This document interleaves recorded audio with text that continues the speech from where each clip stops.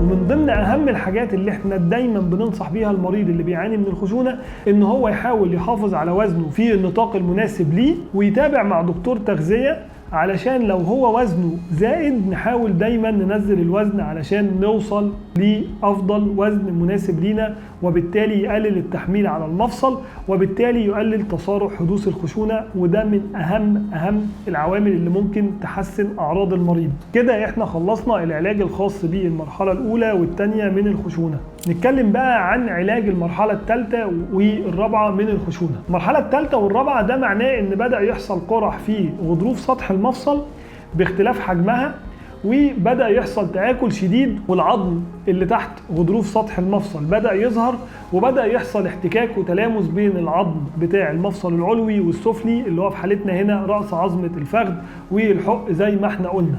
في الحالة دي اللي هي الثالثة والرابعة بيكون معظم الحلول التحفظية اللي هي بدون تدخل مش بتقدر تؤدي إلى تقليل الأعراض الناتجة عن الخشونة، والمريض في الغالب بيفضل يشتكي طول الفترة اللي موجودة عنده الخشونة وما تعالجتش. ايه هو علاج الخشونة بتاعة الدرجة الثالثة والدرجة الرابعة؟ بمنتهى البساطة العلاج الوحيد الجذري هو تغيير للمفصل اللي حصل فيه خشونة. ما دون ذلك بيبقى علاج للأعراض وبعض الحاجات اللي احنا بننصح بيها المرضى علشان الأعراض اللي هم بيحسوا بيها تقل، زي نقصان الوزن وتقوية العضلات. إنما المشكلة في الحاجتين دول للناس اللي بيعانوا من خشونة متقدمة من الدرجة الثالثة أو الرابعة، إن إحنا علشان ننزل في الوزن وعشان نقوي العضلات المحيطة بسطح المفصل لازم نعمل حركات، يعني لازم نتمشى، لازم نعمل بعض تمارين تقوية العضلات المحيطة بالمفصل، وده بيحتاج حركة على المفصل اللي هو اوريدي فيه خشونة. ساعتها المريض بيحس بألم شديد ومش بيقدر يكمل النشاط ده أو التمرين ده أو إن هو يمشي علشان ينزل وزنه.